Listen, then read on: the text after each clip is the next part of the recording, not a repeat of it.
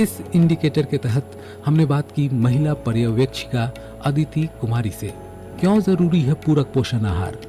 क्या कुछ किया जा रहा है इसके लिए, आइए जानते हैं। संपूर्णता अभियान में ICDS का एक है टेक होम राशन, जो हम लोग गर्भवती महिलाओं को देते हैं, जिसमें हम लोग टेक होम राशन में क्वांटिटी जो रहती है वो 202 किलो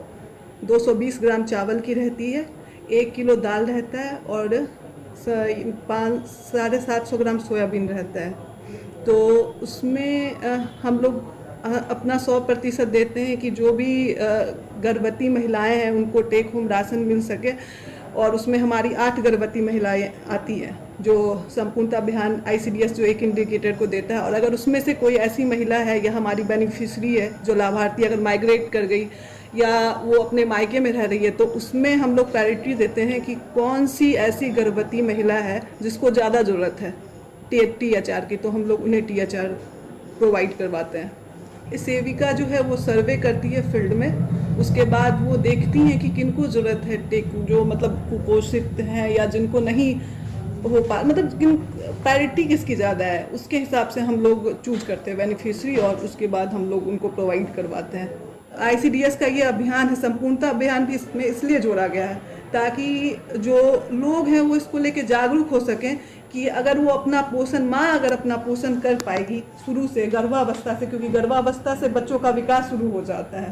तो अगर उनको समय पे राशन मिल रहा है, सही मतलब ICDS की सेवाएं हैं और भी कुछ स्वास्थ्य से भी रिलेटेड, तो सारा कुछ मिल रहा है अगर, तो मोर्टेलिटी मतलब मदर की जो मृत्यु दर है उसमें भी कमी आ सकती है, बच्चे की भी जो मृत्यु दर है उसमें भी हम लोग, इसलिए संपूर्णता अभियान के एक इंडिकेटर के रूप में इसे रखा गया है। सितंबर में ये हमारा एक पोषण माह है जिसके बारे में हमारे अभी नरेंद्र मोदी जी भी मन की बात में जिक्र भी किया है पोषण माह का। उसमें ये बताया गया है कि पोषण माह में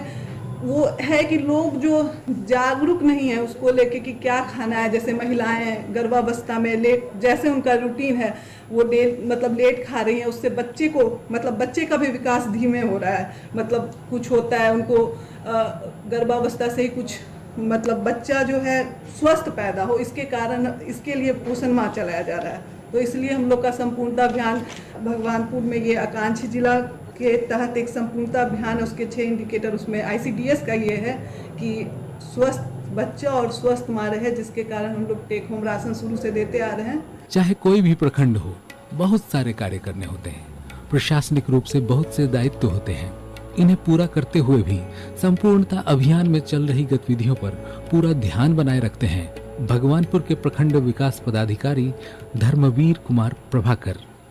हमारे यहाँ आकांक्षी प्रखंड अंतर्गत भगवानपुर प्रखंड में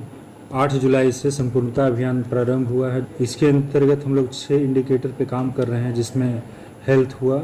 ICDS, जीविका और एग्रीकल्चर विभाग के द्वारा विभिन्न तरह का कार्य किया जा रहा है। जैसे हेल्थ में ही हम लोग पंचायतों में जा कर के अपने स्वास्थ्य टीम के साथ